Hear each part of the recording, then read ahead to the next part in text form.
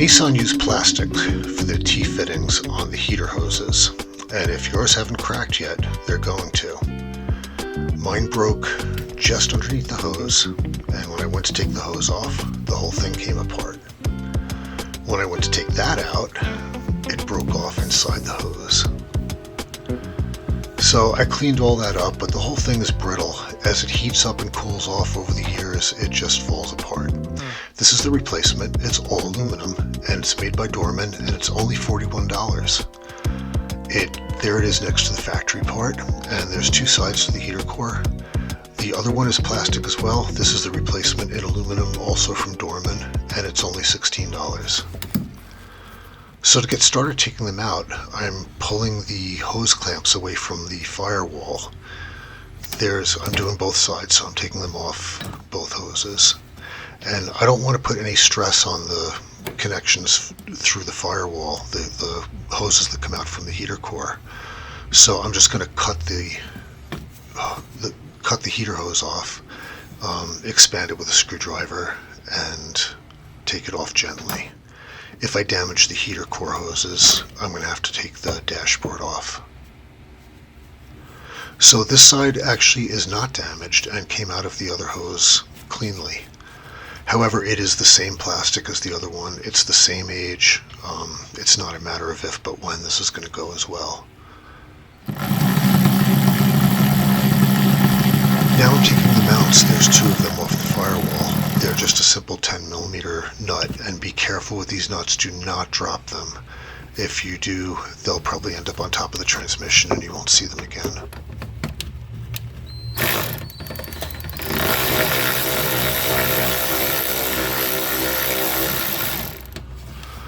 Sidebar, a cordless ratchet is the kind of thing you don't realize how much you want it until you get one.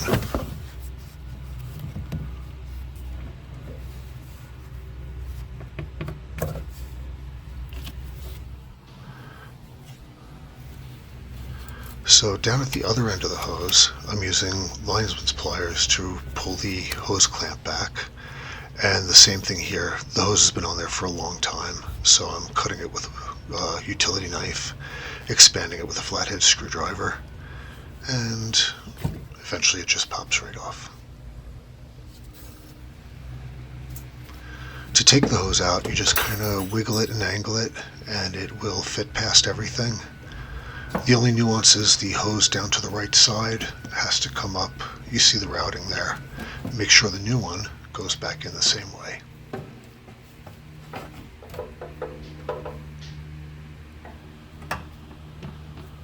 Okay, the new hose comes with these plastic clips that hold open hose clamps that are pre-attached to the ends of the hose.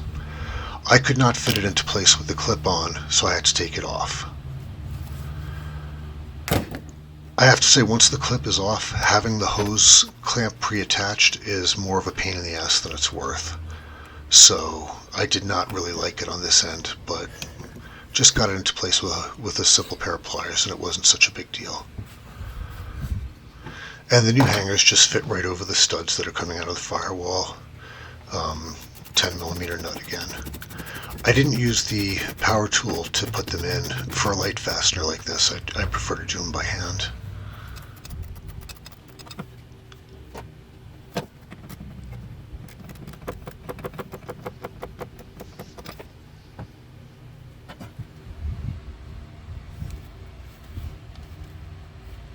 This end fit in easily, and I found I could put it on with the blue clip. That's the plastic clip that's holding open the pre-attached hose clamp.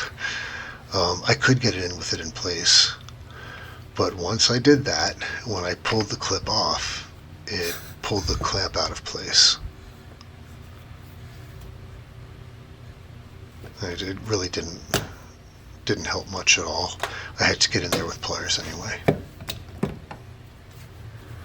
But again, no big deal. So now I'm just reattaching the hose clamp.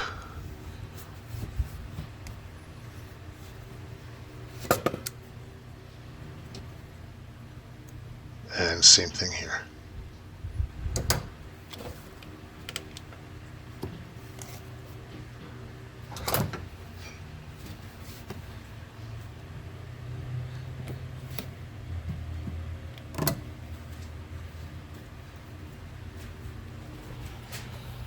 So over on the other end, the hose fits right on where the old one came off, and this was the only place where I found the pre-attached clamp and clip to be useful. I still had to use pliers to pull it off, but it worked as intended. So 1 out of 3. And then refill the radiator.